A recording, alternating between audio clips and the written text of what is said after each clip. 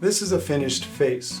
We have the eyes, we have the nose, we have the mouth, we have ears, and we have eyebrows. Now it's time to clean it up a little bit. I'm going to be using an art gum eraser to erase the lines.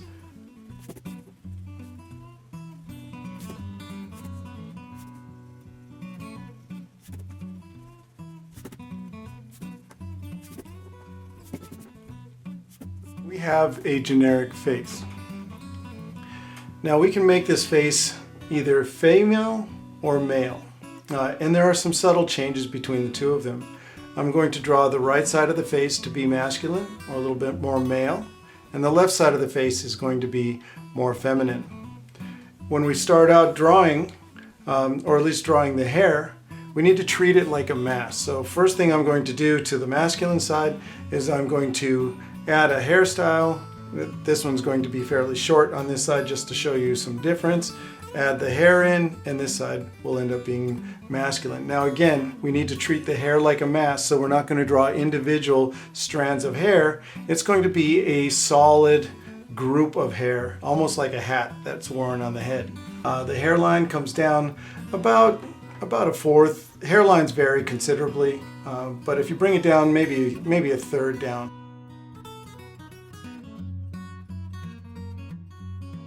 For the female side, we'll start the hairline about the same place, but hers is going to be, we'll sweep it behind the ear. That works really well.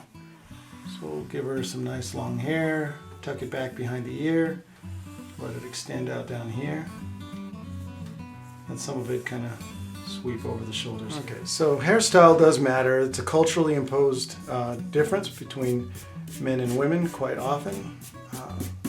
Based on preferences, time period, and so forth. However, there are some subtle differences that take place that change the human face. For example, the chin, or the jawline rather. For women, women have a smaller chin box, which is basically where the chin juts out below the mouth. And men will have a more squared jawline. So we're going to adjust the jawline and the chin box for both male and female.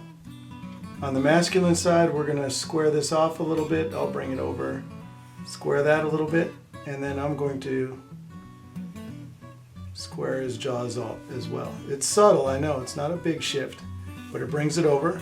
It's a little change in the muscularity, a little greater bone density through puberty, brings that jaw like you see it there.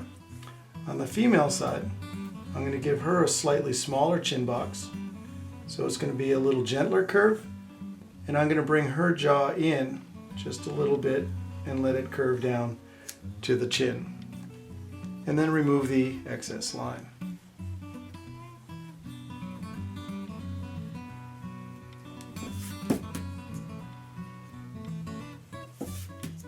Another thing that's slightly different between male and female is the neck. Now the neck starts in about the same place, so it's going to start basically at the base of the ears for both male and female. But with the female, we're going to bring it in just a little bit to suggest a thinner neck, and that would curve down to the shoulders. For the male, we'll start in the same place, but his is going to curve out a little bit earlier. So we're going to give him a little bit more muscularity here, just to add that little muscular boost that boys get when they go through puberty with the added testosterone. Something that men have that women do not have at all is an Adam's apple. So we can put a little line in here to suggest an Adam's apple on the masculine side, and the feminine side, of course, has none. They don't have Adam's apples. Okay, so when you're looking at this, it looks really strange, but I think if I put my hand over the front of it, you'll see that this now becomes a boy. And if I put my hand over this side, we now see a woman or a girl. So male on this side and female on this side. These subtle little shifts, these little differences make a difference in the end.